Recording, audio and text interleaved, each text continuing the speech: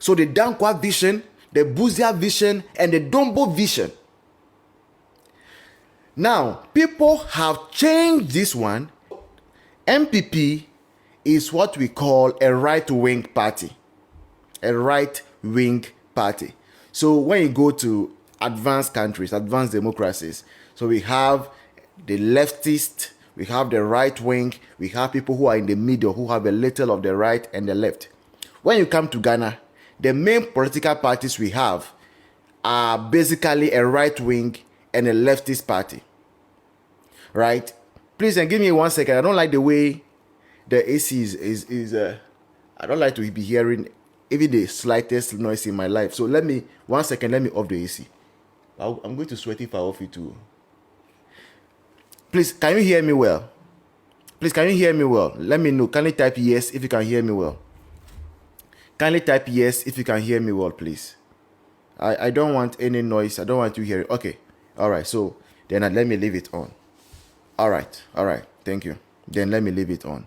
Okay. All right. Thank you. Now, as I was saying, NPP is a right-wing party. NDC is a left-wing party. I'm not doing politics, so it's not as if I'm teasing them. This is it. Well, if you think I'm lying, there is a book called Political Ideologies. Political Ideologies. Go and take that book and read. You understand where NPP is coming from and where NDC is coming from. And then you understand why when NPP come, they do things a particular way, and why when NDC is in power, they also do things a particular way.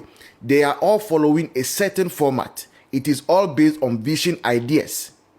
So NPP is a right-wing party. And what are right-wing parties? Right-wing parties are known to be capitalist parties.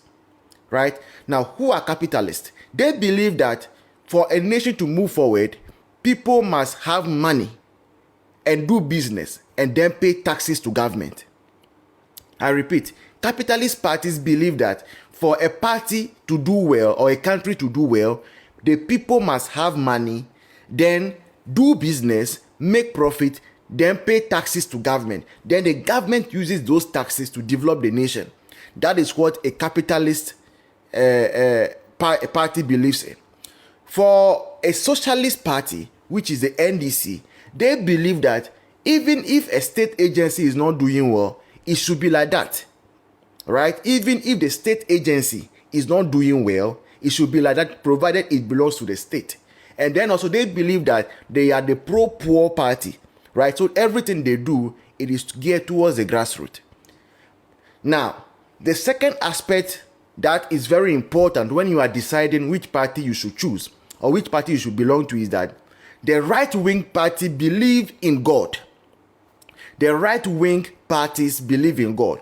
They believe that everything you do, God will give the increase.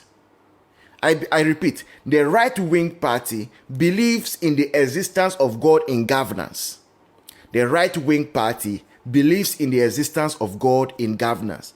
Meaning that if when you vote for a right-wing leader, he will tell you that with God on our side, we are going to do this. And it's for that reason that when you follow the trend, how NPP comes up with our motto, our campaign slogans and all, you keep hearing God. With God it is possible. With God this. With God this.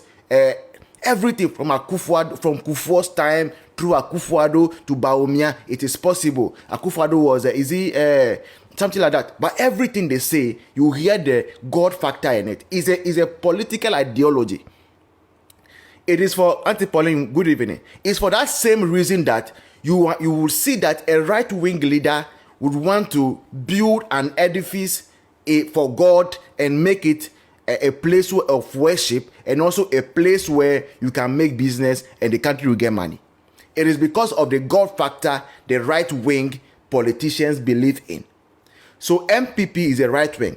The people who are on the left or the socialists, they don't believe in God. They believe that everything that they will do, they must figure it out themselves, and that is when it will work. I repeat, right wing believes in God, that God gives the increase. Everything you do as a leader, do your best, but always leave the nation in the hands of God. The leftists believe that you must have everything figured out by yourself as human. There is no God in governance. Good. Akufo-Addo's battle was the battle is the Lord's, right? And Dr. Mahmoud Bawumia came with God, it is possible. So that is ideologies. That is the right way for you. So when you know these basic things, you don't even wait from day one. You want to become a politician, you know where you are siding. You know if you are somebody who believes that even in your private life, God exists and God is the one that when you do business brings you the money or not. Once you believe that God exists and He's the one that brings you increase when you are doing business, what it means is that your ideologies are right wing. So the party you should belong to is NPP.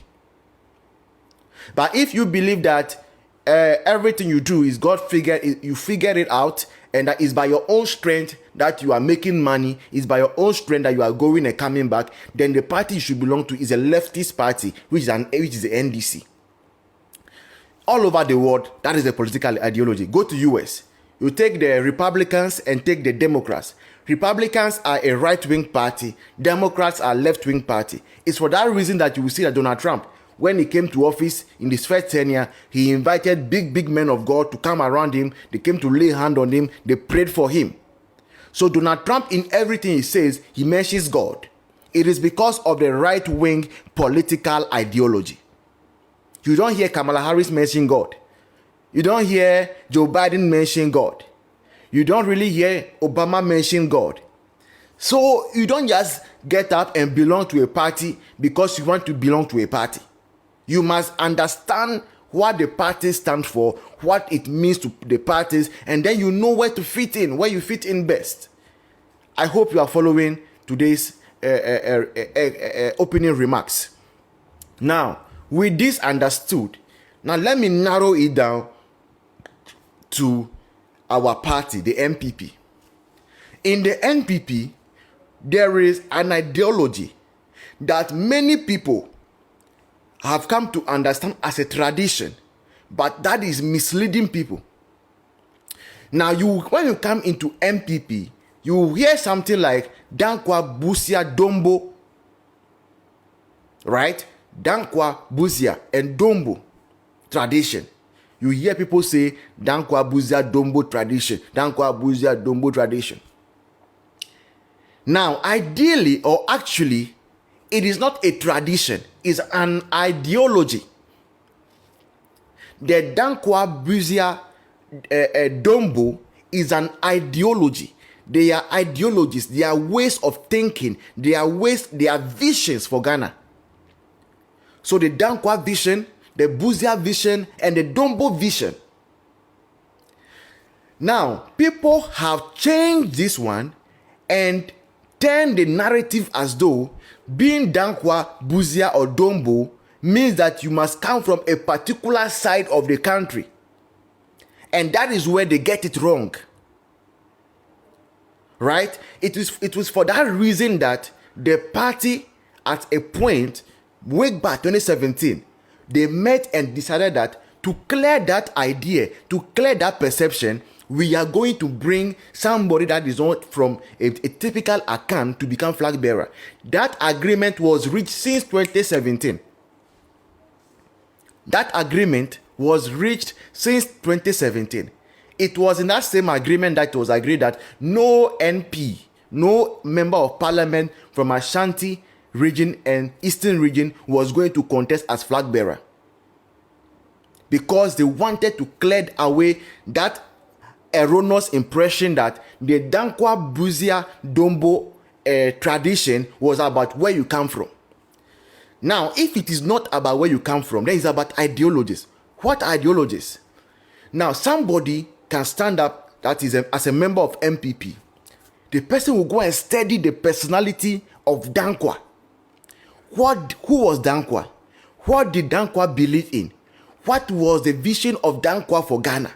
If you want to know the vision of Danquah for Ghana, then you have to go and read the letters of Danquah to Kwame Nkrumah. When Danquah was arrested and was in prison, he wrote a lot of letters. Most of them were in his memoir. Others were sent to Kwame Nkrumah. And those letters are there. So somebody can get up, study those letters, and become a believer in the ideologies of Danquah.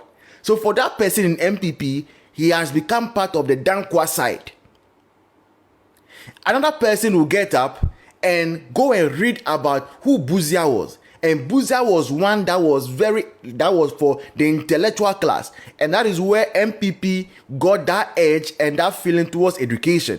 If you ask yourself, why do many people in NPP like going to school, attending school, NPP man? The first question they will ask you is that, don't you want to further your education? Should we get you a scholarship to go to school? That ideology is from the Busia side of NPP. So most people in the Busia side, you see, when they come to power, like President Kufuor, they like to appoint doctor this, PhD, lawyer this, economist this, and that. That is the Busia aspect of NPP. Then you have the Dombo aspect of NPP. Now, that Dombo aspect also is a mixture of the Danquah-Busia and then business aspect of the NPP. So they say that there are people in NPP who are really, really business inclined.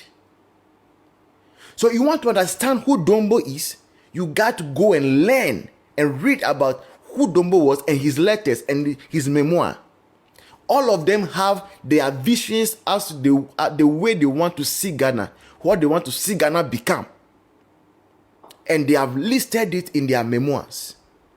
And it is a combination of these three that makes the Danquah-Busia-Dombo tradition of the NPP.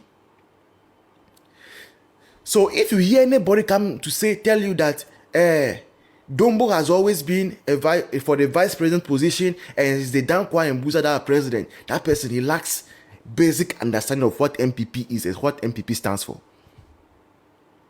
You get it? That is it. Anyone come and tell you that it's because of where you're coming from, is an account thing, is an Igbe thing, is a Northern thing. No. That it is far from it. That is not the truth. Homeboy, good evening. That is not the truth. And we must start telling people this truth ahead of 2028. Because when people do not understand the core of our party, they use ignorance to break us apart, to cause division amongst us. People who think that the Danquah-Busia-Dombo ideology is about where you're coming from, which part of Ghana you're coming from, they use it to divide us. People based on that and did not vote. People based on that and followed Alan. But that is not what NPP is about. That is why I'm saying we must go back to political ideologies. It's a book. Go and read it. We must go back to the letters of Danquah-Busia and Dombo. And I might dedicate myself. My course is very difficult. Pharmacology is very difficult. But I'm trying to make time. And I'm sure when we move to YouTube, we'll be having those sections where I'll be reading to you letters from Danquah, letters from Dombo, and letters from Busia. And you understand the beauty in NPP. And it is far beyond ethnicity. NPP is a party that is far beyond ethnicity. That is why you see that NPP does not only appeal to certain ethnic groups, right? It appeals also to certain kind of people. There are certain kinds of people that NPP is always appealing to. And when they are gathered, as we are gathered here, when the guests start coming, you start listening to them and you realize that it's like NPP, people in NPP, they are carefully selected. It's not because they are carefully selected, it's because of the ideology of the party. It appeals to a certain group of people. That is it. If you are hearing me, kindly type you are doing a good job, and let's move to today's topic. So that was the entry to tell you what the NPP and NDC